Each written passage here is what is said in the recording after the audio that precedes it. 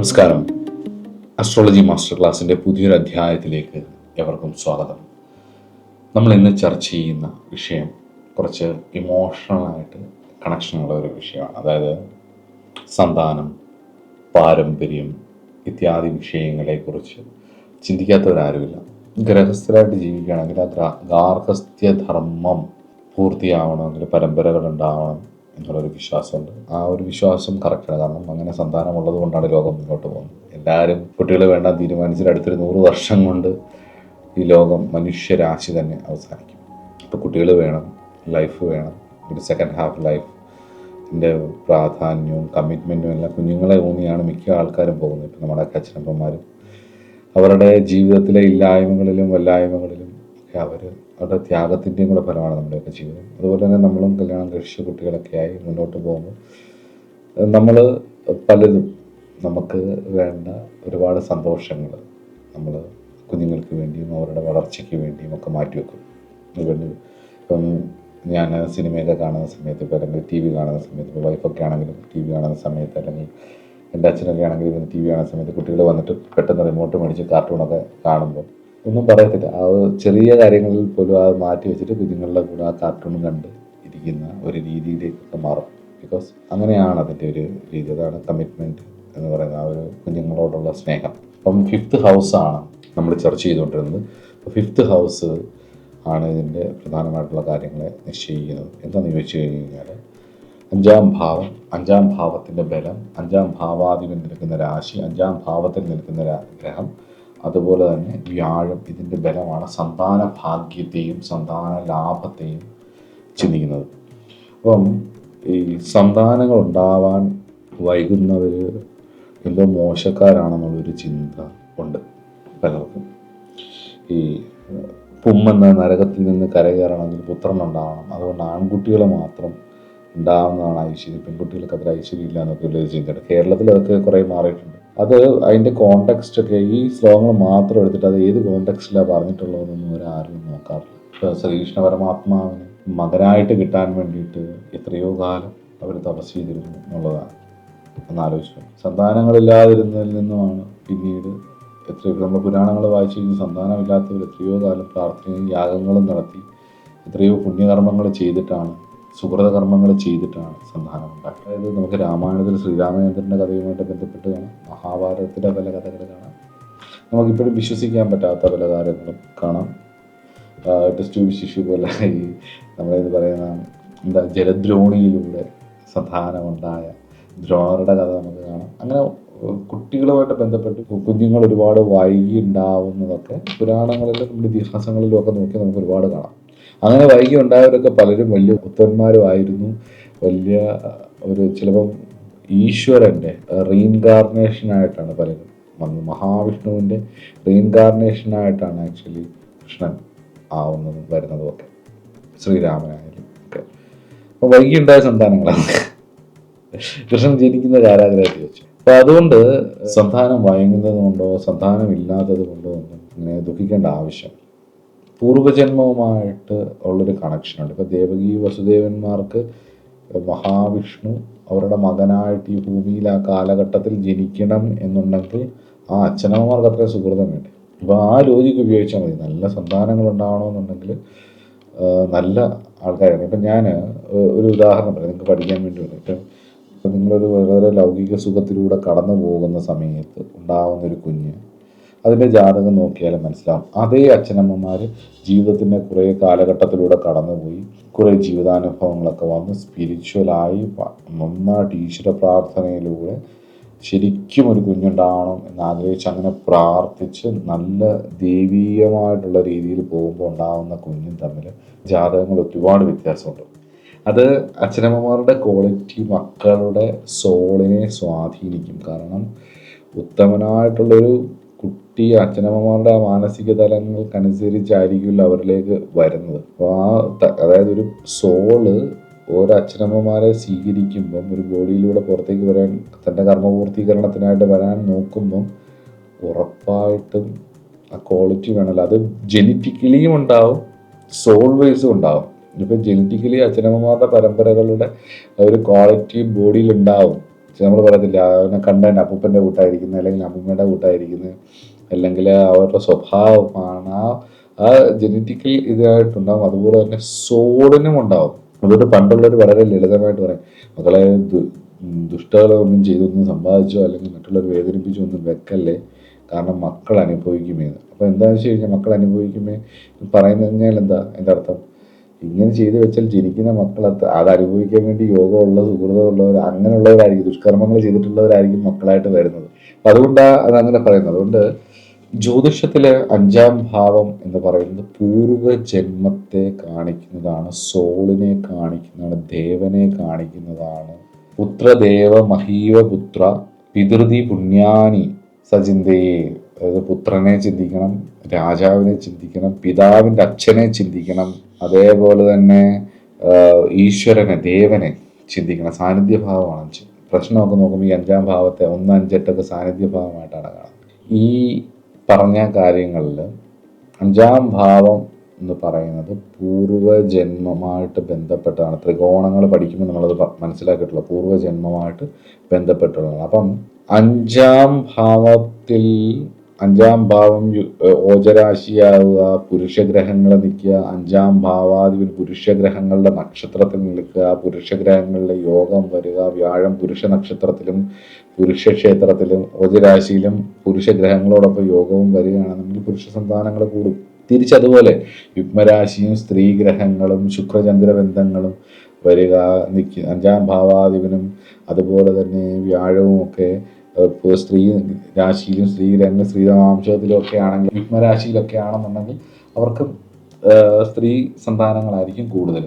അപ്പോൾ ഇതുപോലെ നിരവധി പ്രമാണങ്ങൾ, ഇപ്പോൾ ജാതകവാരിജാതം പോലുള്ള ഗ്രന്ഥങ്ങളൊക്കെ പരിശോധിച്ചാൽ അനവധി കാര്യങ്ങളാണ്. സന്താനം വൈകുന്നത് കാണാം, സന്താനം ഉണ്ടാവുമോ എന്നുള്ളത് കാണാം, ട്രീറ്റ്മെൻറ്റ് എടുത്തിട്ട് സന്താനം ഉണ്ടാവുന്നത് കാണാം, ട്രീറ്റ്മെൻറ്റ് എടുക്കാതെ സന്താനം ഉണ്ടാവുന്നത് കാണാം, ട്രീറ്റ്മെൻറ്റ് എടുത്താലേ സന്താനം ഉണ്ടാവും എന്നുള്ളത് കാണാം, വംശനാശ യോഗം കാണാം, അല്പപുത്ര യോഗം കാണാം, അതുപോലെ പുത്രസമ്പത്ത് യോഗം, പുത്രന്മാരിൽ ജനിച്ചതിന് ശേഷം സമ്പത്തുണ്ടാവുക. ചില കുട്ടികളൊക്കെ ജനിച്ച ശേഷമായിരിക്കും അച്ഛനമ്മമാർക്ക് ധാരാളം സമ്പത്തുണ്ടാകുന്നത്. ചില കുട്ടികളായിരിക്കും അച്ഛനമ്മമാരുടെ പേരും പ്രശസ്തിയും എല്ലാം നശിപ്പിച്ച് കളയുന്നത്. അപ്പോൾ അങ്ങനെയൊക്കെ എങ്ങനെയൊക്കെ വരാം എന്നുള്ളത് ഒക്കെ നമുക്ക് നോക്കാം. അതേപോലെ തന്നെ സന്താനം വൈകുന്ന വിഷയങ്ങളിൽ അനവധി വിഷയങ്ങൾ കാരണം സന്താന പ്രതിബന്ധങ്ങൾ ഉണ്ടാവാം. ചിലപ്പോൾ അത് രോഗമായിരിക്കും. രോഗമാണെന്നുണ്ടെങ്കിൽ അത് അതിൻ്റേതായ രീതിയിലുള്ള ട്രീറ്റ്മെൻറ്റ് എടുക്കാതെ അത് മാറത്തുമില്ല. ട്രീറ്റ്മെൻറ്റിനെ കുറിച്ച് പറയുമ്പോൾ ഇന്ന് ഇൻഫെർട്ടിലിറ്റി ആയിട്ടുള്ള കാര്യങ്ങൾക്ക് വേണ്ടിയിട്ടുള്ള ട്രീറ്റ്മെൻറ്റുകൾ ആയുർവേദത്തിലുണ്ട്, അലോപ്പതിയിലുണ്ട്. അലോപ്പതിയാണ് ഇപ്പോൾ എല്ലാം സയൻറ്റിഫിക്. അലോപ്പതി മാത്രമാണ് സയൻറ്റിഫിക് എന്ന് പറയുന്ന കേരളത്തിലും ഇന്ത്യയിലെ കുറച്ച് ഏരിയകളിലൊക്കെ അത് മാത്രമാണ് സയൻറ്റിഫിക് എന്ന് പറയുകയും, നമ്മളിപ്പോൾ തിരുവനന്തപുരം മുതൽ അങ്ങോട്ട് പോയാലും പിന്നെ അതേപോലെ തന്നെ ഒരുപാട് യൂട്യൂബ് ചാനലുകളിലും അതുപോലെ തന്നെ ഈ മെയിൻ സ്ട്രീം ചാനലുകളിലൊക്കെ ആഡായിട്ട് വരും. ഇമോഷണൽ ബിസിനസ്സാണ് ശരിക്കും പറഞ്ഞാൽ ഇൻഫെർട്ടിലിറ്റി ക്ലിനിക്കുകൾ. അപ്പം ഇമോഷൻസും ഒരുപാട് എക്സ്പെൻസീവാണ്. ഒരുപാടിടത്ത് കാണാം, നിങ്ങൾക്കൊരു കുഞ്ഞിന് ആഗ്രഹമില്ലേ എന്നൊക്കെ ചോദിച്ചിട്ടിങ്ങനെ കാണാം. അപ്പം അലോപ്പതിയാണ് സയൻറ്റിഫിക് എന്നാണ് പറയുന്നത്, ബാക്കിയൊക്കെ മോശമാണ്. അലോപ്പതി മാത്രമേ ശരിയുള്ളൂ എന്നുള്ളത് 100% ഇവരുടെ വിജയം. അതുകൊണ്ടായിരിക്കും അവരങ്ങനെ പറയുന്നത്. നല്ല ഡോക്ടർമാരും ഉണ്ട് കേട്ടോ, ഒരുപാട് സുഹൃത്തുക്കൾ എനിക്കുള്ളതാണ്. പക്ഷേ ചില ആൾക്കാരുടെ പറച്ചിൽ കേൾക്കും, ആൾക്കാരുടെ ഒരു തെറ്റിദ്ധാരണയുണ്ട് ഈ അലോപ്പതി മാത്രം. അങ്ങനെയൊന്നുമില്ല. അലോപ്പതി ആയിക്കോട്ടെ, ആയുർവേദം ആയിക്കോട്ടെ, എന്തുമായിക്കോട്ടെ, ട്രീറ്റ്മെൻറ്റ് എടുക്കുമ്പം നല്ല ഡോക്ടറായിരിക്കുക എന്നുള്ളതാണ്. ഇമോഷണൽ വാല്യൂസ് ഉള്ള ആളായിരിക്കണം നിങ്ങളെ ചികിത്സിക്കുന്നത്, ആ കൈപ്പുണ്യമുള്ള ആളായിരിക്കണം എന്നുള്ളതാണ്. അല്ലാതെ നിങ്ങൾ വെറുതെ അവർക്ക് ധനമുണ്ടാക്കാൻ വേണ്ടിയിട്ടുള്ള ഒരു എക്യുപ്മെൻറ്റ് മാത്രമാണെങ്കിൽ, കാരണം അവർക്കിപ്പോൾ ഒരു ടാർഗറ്റ് ഉണ്ടെങ്കിൽ ആ ടാർഗറ്റിന് നമ്മളെ ഇത് ചെയ്താൽ നമ്മളത് സമ്മതിക്കുന്നില്ലെങ്കിൽ നമ്മളോട് ദേഷ്യം വരും ചില ഡോക്ടർമാർക്ക്. അത് ആയുർവേദമാവാം, അലോപ്പതി ആവാം, ഹോമിയോപ്പതി ആവാം, എന്ത് പതി വേണമെങ്കിലും ആവാം. അവരവരുടെ ആഗ്രഹങ്ങൾക്ക് വിരുദ്ധമായിട്ട് ഫ്രണ്ടിൽ നിൽക്കുന്ന മനുഷ്യൻ അവൻ്റെ നിസ്സഹായത കൊണ്ടും പേടി കൊണ്ടും, നിസ്സഹായതയാണ് ഹോസ്പിറ്റലിൽ എത്തിക്കുന്നത്, പേടി കൊണ്ടും അവൻ എതിർത്ത് നിന്നാൽ അവനോട് ദേഷ്യമാവും. അത് അലോപ്പതി ആയിക്കോട്ടെ, ആയുർവേദം ആയിക്കോട്ടെ, ആരും ആയിക്കോട്ടെ. അപ്പം നല്ല മനുഷ്യരായിരിക്കണം എന്നുള്ളതാണ് നല്ല ഒന്നാമത്തെ കാര്യം. പിന്നെ ഇപ്പോൾ ഒരുപാട് ട്രീറ്റ്മെൻറ്റുകളുണ്ടല്ലോ. ഇപ്പം റോഡിലൊക്കെ ബോർഡ് വെച്ചിരിക്കുന്നത് നമുക്ക് കാണാൻ പറ്റും. ഇപ്പം അസിസ്റ്റഡ് റീപ്രൊഡക്റ്റീവ് ടെക്നോളജീസ് എന്ന് പറഞ്ഞ ആർട്ട് എന്ന് പറഞ്ഞിട്ടൊരു ട്രീറ്റ്മെൻറ്റ്, പിന്നെ IVF, ഇൻവിട്രോ ഫെർട്ടിലൈസേഷൻ എന്ന് പറഞ്ഞിട്ട് IVF എന്ന് പറയുന്ന ട്രീറ്റ്മെൻറ്റുകൾ ഒക്കെ അലോപ്പതിയിലും ഇപ്പോൾ ധാരാളം ആൾക്കാർ ചെയ്യുന്നതാണ്. അതുപോലെ തന്നെ എന്തെങ്കിലും സ്ത്രീകൾക്കൊക്കെ ആണെങ്കിലും അല്ലെങ്കിൽ പുരുഷന്മാർക്കൊക്കെ ആണെങ്കിലും എന്തെങ്കിലും പ്രോബ്ലംസ് ഉണ്ടെങ്കിൽ സർജറി കൊണ്ടാണ് മാറുന്നതെന്നുണ്ടെങ്കിൽ, യൂട്രസിനൊക്കെ ആണെങ്കിലും സർജറി ബേസ്ഡ് ആയിട്ടുള്ളത്. അതുപോലെ തന്നെ മെഡിക്കേഷനാണ് വേണ്ടെങ്കിൽ മരുന്ന് കഴിച്ചാൽ മാത്രം, കുറച്ച് കാലം മരുന്ന് കഴിച്ചാൽ മാത്രം മാറുന്നതാണെങ്കിൽ അങ്ങനെ. പിന്നെ ഇൻസെമിനേഷൻ, IUI എന്ന് പറയുന്ന ഇൻസെമിനേഷൻ്റെ അതുപോലുള്ള ട്രീറ്റ്മെൻറ്റുകൾ. അതേപോലെ തന്നെ ഇനിയിപ്പോൾ ലൈഫ് സ്റ്റൈൽ ഇഷ്യൂസ് കൊണ്ടാണ്, കാരണം ഇന്നത്തെ കാലത്ത് കൈ കിട്ടുന്ന എല്ലാം തിന്നും, ഹോർമോൺ വ്യതിയാനങ്ങൾ, തോന്നുമ്പോൾ എണ്ണിക്കുക, തോന്നുമ്പോൾ കിടക്കുക, ഒരു ചിട്ടയില്ലാതെ നിഷ്ഠയില്ലാതുള്ള ജീവിതം, പിന്നെ പലതരത്തിലുള്ള ട്രോമകൾ, സ്ട്രെസ്സുകൾ, പലതരത്തിലുള്ള മരുന്നുകൾ അടിച്ച് ഒരുപാട് പേര് ഡ്രഗ്സൊക്കെ യൂസ് ചെയ്യുന്നുണ്ട്. സൈക്കഡെലിക്സും ഡ്രഗ്സ്, ആൽക്കഹോൾസിൻ്റെയൊക്കെ യൂസേജുകളൊക്കെ കാരണം ചെറുപ്പത്തിൻ്റെ പ്രായത്തിൻ്റെ ഒരു ഇതിൽ ഒക്കെ അത് യൂസ് ചെയ്തിട്ട് പിന്നീട് മുന്നോട്ട് പോകുമ്പം അതിൻ്റെ ആഫ്റ്റർ എഫക്റ്റ് ആയിട്ട് വരുന്ന കാര്യങ്ങൾ. അടുത്ത സമയത്ത് വളരെ വെറൈറ്റി ആയിട്ട് കേൾക്കുന്ന ഒരു കാര്യം എന്ന് പറഞ്ഞാൽ ക്രയോ പ്രിസർവേഷൻസ് എന്ന് പറയുന്ന കാര്യങ്ങളൊക്കെ. അതായത് ഈ പ്രായം അവരുടെ കരിയറിനെയും ഇതിനെയൊക്കെ ബാധിക്കും എന്നുള്ളതുകൊണ്ട് കുട്ടിയെ പിന്നീട് ജനിപ്പിക്കാൻ വേണ്ടിയിട്ട് തൽക്കാലത്തേക്കായിട്ട് എഗ്ഗുകൾ, അതായത് അണ്ടവും അതുപോലെ തന്നെ സ്പേംസ് അല്ലെങ്കിൽ എംബ്രിയോസ് ഒക്കെ പിന്നീട് ആവശ്യങ്ങൾക്ക് വേണ്ടി ഫ്രീസ് ചെയ്ത് വെക്കുന്ന രീതികളൊക്കെ നമുക്ക് ഇപ്പോൾ ഭയങ്കര ഫേമസ് ആയിട്ട് ഒരുപാട് പേര് അങ്ങനെ ചെയ്യുന്നുണ്ട്. വലിയ വലിയ ഹോസ്പിറ്റലുകൾ അങ്ങനെ ചെയ്യുന്നുണ്ട്. ഭാവിയിലേക്ക് ഇപ്പം ഞങ്ങൾ ബിസിയാണ്, അപ്പോൾ ഇപ്പോൾ ഏതാണ് അതിനുശേഷം ഭാവിയിലേക്ക് വേണ്ടിയിട്ടൊക്കെ ചെയ്യുന്നുണ്ട്. പക്ഷേ എത്ര ഫ്രീസ് ചെയ്ത് വെച്ചാൽ ഒരു ദിവസം ഇതിന് പുറത്ത് വന്നല്ലേ പറ്റൂ. നീ മരിക്കാൻ വേണ്ടി വരണം, അല്ലെങ്കിൽ ജീവിക്കാൻ വേണ്ടി വരണം. അപ്പം അങ്ങനെ ഫ്രീസ് ചെയ്ത് വെക്കുന്നത് ഒക്കെ ഇത് ഒരു വൺലി ബിസിനസ്സും കൂടിയാട്ടോ. ഇതിൻ്റെ ഒരു രസം എന്ന് പറയുന്നത് ഇമോഷൻസ് ആണ്, പ്രത്യേകിച്ച് ഒരു കുഞ്ഞ് വേണ്ടതൊക്കെ. നിങ്ങൾ ഇത് ഞാൻ ഒബ്സർവ് ചെയ്യാൻ വേണ്ടിയാണ് പറയുന്നത്. നിങ്ങൾ തിരുവനന്തപുരം മുതൽ കാസർഗോഡ് വരെ നിങ്ങൾ സഞ്ചരിക്കുന്ന സമയത്ത് ഈ ഇൻഫെർട്ടിലിറ്റി ക്ലിനിക്കുകളുടെ ആഡുകൾ നോക്കണം. ആഡുകളിൽ കൊടുത്തിരിക്കുന്ന കളറുകൾ, പടങ്ങൾ, അങ്ങനെയൊക്കെയുള്ള പടങ്ങൾ, അതിൽ കൊടുത്തിട്ടുള്ള കാര്യങ്ങൾ, ആ ബുധൻ എങ്ങനെയാണ് നമ്മുടെ ഉള്ളിലേക്ക് കയറി വരുന്നത് എന്നുള്ളതാണ്. ഞാനിതെല്ലാം ഗ്രഹങ്ങളെ കൊണ്ടാണ് നോക്കുന്നത്. ഇങ്ങനെയാണ് നമ്മുടെ ഉള്ളിലേക്ക് കയറുന്നത്. ആ ഇമോഷൻസ് പ്ലസ് ഒരു സിഗ്നിഫിക്കൻറ്റ് ടൈമുണ്ട്. ഈ ടൈമിനുള്ളിൽ ഇത് വരണം. അപ്പോൾ ആൾക്കാർക്കൊരു കല്യാണം കഴിഞ്ഞപ്പോൾ 28 വയസ്സ് 28 എല്ലാം മിക്ക ആൾക്കാരും ലേറ്റ് മാരേജ് ഒക്കെ ആയിരിക്കും. വളരെ വൈകി കല്യാണം കഴിക്കുകയാണെങ്കിൽ ഒന്ന് ആലോചിച്ച് നോക്കി, അവർ 1 വർഷം 2 വർഷം ആയില്ലെന്നെങ്കിൽ അപ്പോഴേ ഇതിന് ട്രീറ്റ്മെൻറ്റിന് പോകാം എന്നൊക്കെയാണ് പറയുന്നത്. അപ്പം ശരിക്കും വാസ്തവത്തിൽ എന്തുകൊണ്ട് ഇത് വൈകാം? ഒരുപാട് റീസൺസ് ഉണ്ട്.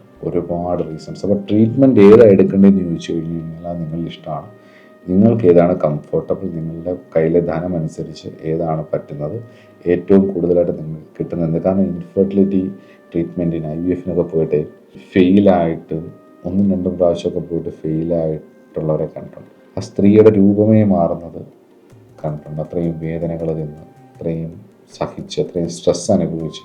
നമ്മുടെ നാട്ടിലൊരു കുഴപ്പമുണ്ട്. കല്യാണം കഴിഞ്ഞ് കുറച്ച് കാലം കഴിയുമ്പം കുട്ടികളായില്ലെന്നുണ്ടെന്നുണ്ടെങ്കിൽ ആ ഭാര്യയ്ക്കും ഭർത്താവിനും കുഴപ്പമില്ലെങ്കിൽ പോലും നാട്ടുകാർക്കും വീട്ടുകാർക്കും ഭയങ്കര പ്രശ്നം. വീട്ടുകാരെക്കാളും കൂടുതലാണ് നാട്ടുകാർക്ക്. അപ്പോൾ ഈ സൊസൈറ്റി തരുന്ന സ്ട്രെസ്സും ഒക്കെ സഹി കെട്ടിട്ടായിരിക്കും IVF-നൊക്കെ പോകുന്നത്. അപ്പോൾ അവിടുത്തെ ആ ഒരു ട്രീറ്റ്മെൻറ്റും അതിൻ്റെ വേദനകളും ഒക്കെ സഹിച്ച്, കൂടുതലും സ്ത്രീകളാണ്, സഹിച്ചു കഴിഞ്ഞാൽ ഇതായില്ലെന്നുണ്ടെന്നുണ്ടെങ്കിൽ പിന്നീട് ഒരു സങ്കടവും ഒരു ദുഃഖവും ഒക്കെ ആയിട്ട് വലിയ വിഷയങ്ങളിലേക്ക് പോകും. അപ്പം അങ്ങനെയുള്ള പല കാര്യങ്ങളും എൻ്റെ അടുത്ത് വന്നപ്പം ഇവരൊക്കെ നിസ്സഹായത വന്ന് ഭയങ്കര ലോജിക്കലി ഒക്കെ പോയിട്ട് ലാസ്റ്റ് ഇനി മറ്റെന്തെങ്കിലും ദോഷം കൊണ്ടാണോ ഇനി സംഭവിക്കാത്തതെന്ന് വിചാരിച്ചിട്ട് വരും. അപ്പോൾ എന്നോട് പറഞ്ഞൊരു കാര്യമുണ്ട്, ട്രീറ്റ്മെൻറ്റ് എല്ലാം ചെയ്ത് കഴിഞ്ഞിട്ട് ഡോക്ടറോ അല്ലെ കൂടെ ഉള്ളവരൊക്കെ പറഞ്ഞിട്ടുണ്ട്, ഞങ്ങളെ കൊണ്ട് ചെയ്യാൻ പറ്റുന്നെല്ലാം ചെയ്തിട്ടുണ്ട്, ഇനി നിങ്ങൾ പ്രാർത്ഥിക്കൂ, അപ്പം എല്ലാം ശരിയായിക്കോളും, നന്നായിട്ട് പ്രാർത്ഥിക്കൂ എന്നൊക്കെ ഡോക്ടർമാരും അതുപോലെ തന്നെ കൂടെ വയ്ക്കുന്നവരും ഒക്കെ പറഞ്ഞിട്ടുണ്ട്. ഇനി പ്രാർത്ഥനയുടെ കുറവ് കൊണ്ട് വല്ലതും ആണോ എന്ന് വിചാരിച്ചിട്ട് പിന്നീട് പാവങ്ങൾ കൺസൾട്ടേഷൻ എവിടെയെങ്കിലുമൊക്കെ നമ്മുടെ ചാനലിൻ്റെ വീഡിയോയോ അല്ലെങ്കിൽ എന്തെങ്കിലുമൊക്കെ കണ്ടിട്ട് വരും. അങ്ങനെ വന്നതിൽ കുറേ അനുഭവങ്ങൾ എനിക്കുണ്ടായിട്ടുണ്ട്. ആ അനുഭവങ്ങളിലെല്ലാം കൂടെ വെച്ചിട്ട് ഞാൻ കുറച്ച് കാര്യങ്ങൾ പറഞ്ഞുതരാം. നിങ്ങൾ ശ്രദ്ധിക്കേണ്ടതായിട്ടുള്ള കുറച്ച് കാര്യങ്ങൾ പറഞ്ഞുതരാം.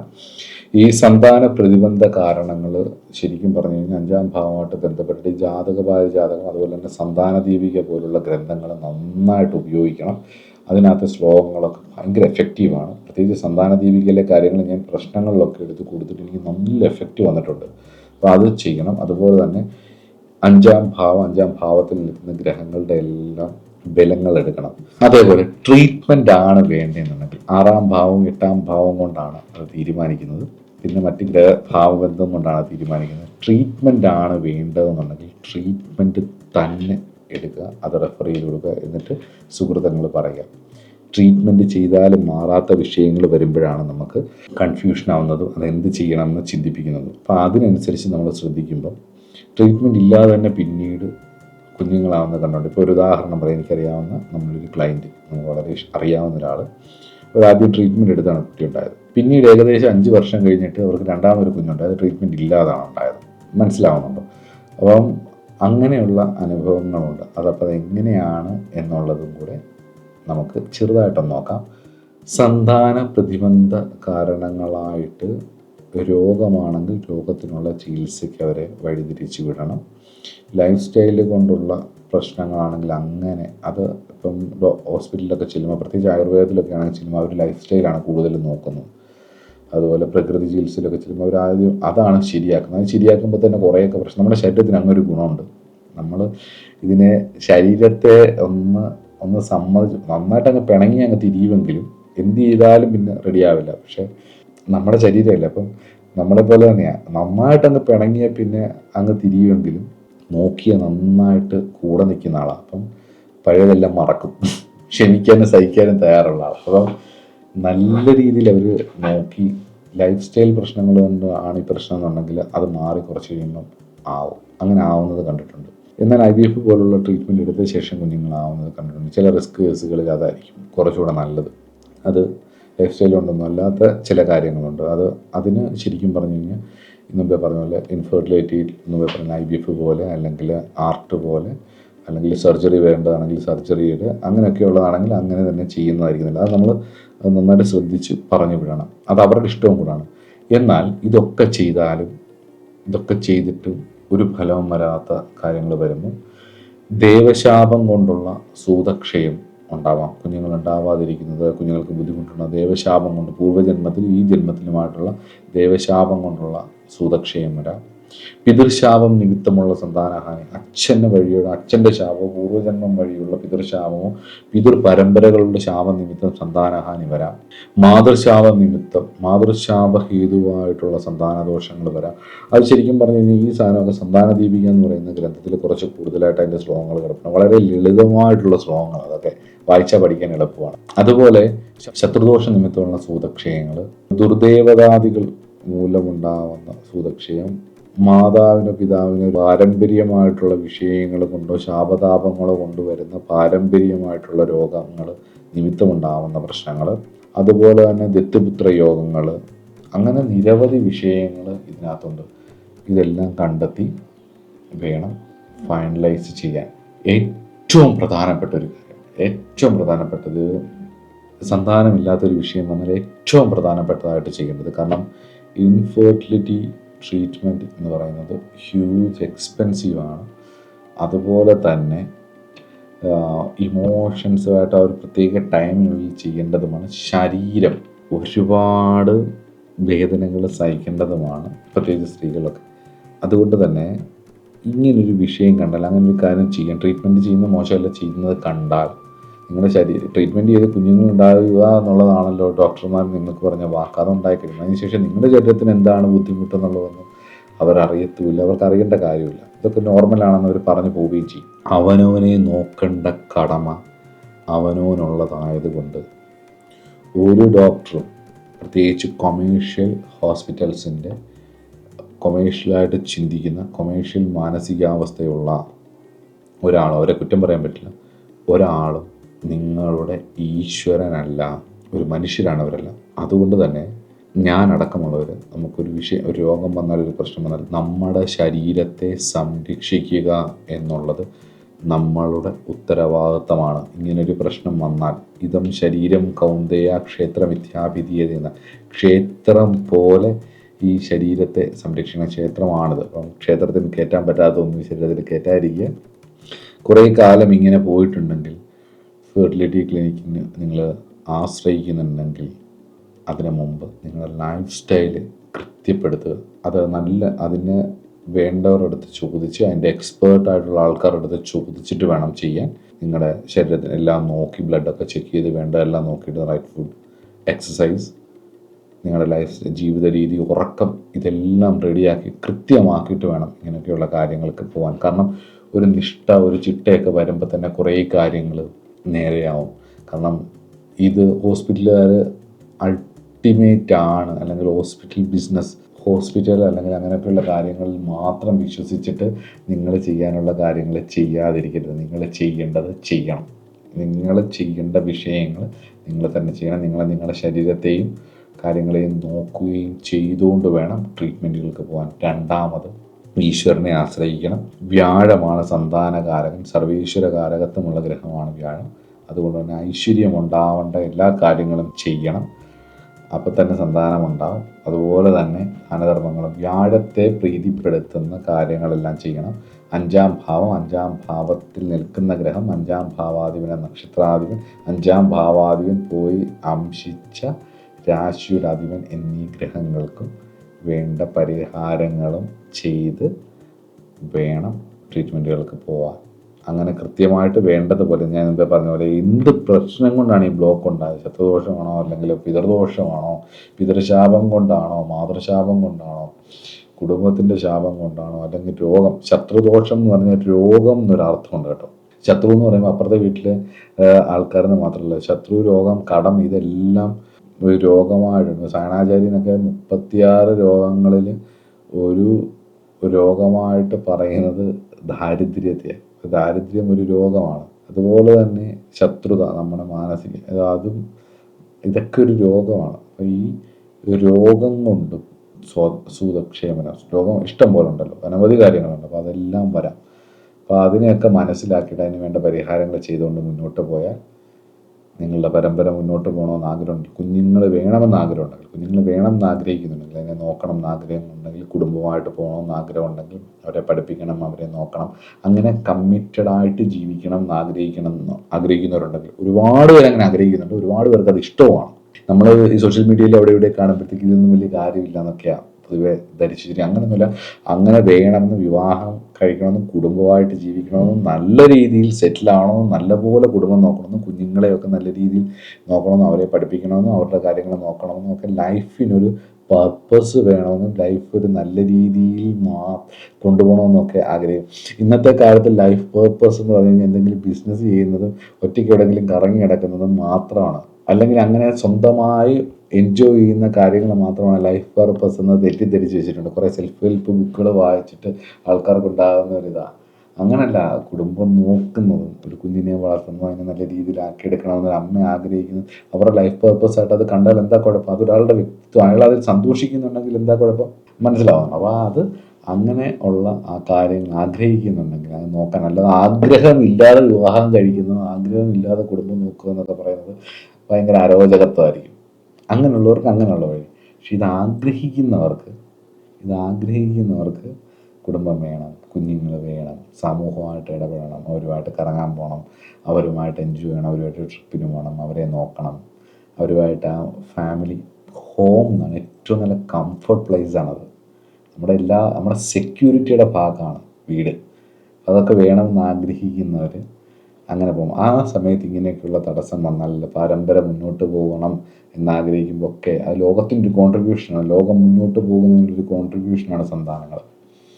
അപ്പം അത് അറിയാതെ ഒരു കോൺട്രിബ്യൂഷനാണ്. നല്ല സന്താനങ്ങൾ ഉണ്ടാവണമെങ്കിൽ, പണ്ടൊരിക്കലും എൻ്റെ ഒരു അധ്യാപകൻ പറഞ്ഞു കേട്ടിട്ടുണ്ട് ക്ലാസ്സിൽ. അദ്ദേഹത്തിന് കുഞ്ഞുങ്ങളുണ്ടായ സമയത്ത് ഞാൻ പറഞ്ഞു, എനിക്കൊറ്റ ആഗ്രഹമേ ഉള്ളൂ, എൻ്റെ മകൻ ഒരു സാമൂഹ്യ ദ്രോഹി ആവരുത് എന്നേ ഉള്ളൂ, ബാക്കിയൊക്കെ അവൻ്റെ ഇഷ്ടമാണ്. അതായത് സമൂഹത്തിനൊരു വിപത്താവരുത്. എന്നിലൂടെ വന്ന ഒരു നിമിത്തമായ എന്നിലൂടെ വന്ന ആ കുഞ്ഞ് സമൂഹത്തിന് വിപത്താവാതെ ഒരു നല്ല ആളായാൽ അടുത്ത ജനറേഷൻ്റെ ഒരു ഭാഗമായ അയാൾ മാറുകയും ലോകം മുന്നോട്ട് പോവുകയും ചെയ്യും. അപ്പോൾ അതൊരു കോൺട്രിബ്യൂഷനായിട്ട് ആണ് ചില ആൾക്കാരെങ്കിലും കാണുന്നത്. അവർ വലിയ കാര്യമായിട്ടാണ് ചില ആൾക്കാർ കാണുന്നത്. ചില ആൾക്കാർക്ക് ഇതിനോടൊന്നും താല്പര്യമില്ല. ചില ആൾക്കാർ കല്യാണമേ താല്പര്യമില്ല. എന്നിട്ട് പലരും നിർബന്ധിപ്പിച്ച് കല്യാണം കഴിച്ച് കുഞ്ഞുങ്ങളൊക്കെ ആയിട്ട് കല്യാണമേ വേണ്ടായിരുന്നു. കല്യാണം എന്ന് ആലോചിക്കുമ്പോൾ തന്നെ ഒരു പേടി, ഒരു വലിയ ട്രോമ പോലെയാണ് ചിലർ കാണുന്നത്. അപ്പോൾ ആഗ്രഹമുള്ളവർക്ക് സന്താന തടസ്സം ഉണ്ടാവുകയാണെങ്കിൽ വേണ്ട കാര്യങ്ങൾ ചെയ്ത് മുന്നോട്ട് പോകുവാൻ ഈ വീഡിയോയിലെ ചില ആശയങ്ങൾ നിങ്ങൾക്ക് ഉപകാരപ്പെടും എന്ന് വിശ്വസിക്കുന്നു. അപ്പോൾ അടുത്ത ക്ലാസ്സിൽ നമുക്ക് 6-ാം ഭാവവുമായിട്ട് ബന്ധപ്പെട്ട വിഷയങ്ങളിലേക്ക് പോകാം. ഏകദേശം പ്രണയം, സന്താനം, ഉപാസന എന്നീ വിഷയങ്ങളെക്കുറിച്ച് ഞാൻ ഈ 5-ാം ഭാവം പറഞ്ഞിട്ടുണ്ട്. അടുത്തത് ഇനി 6-ാം ഭാവത്തെക്കുറിച്ച് ചിന്തിക്കാം. നമസ്കാരം.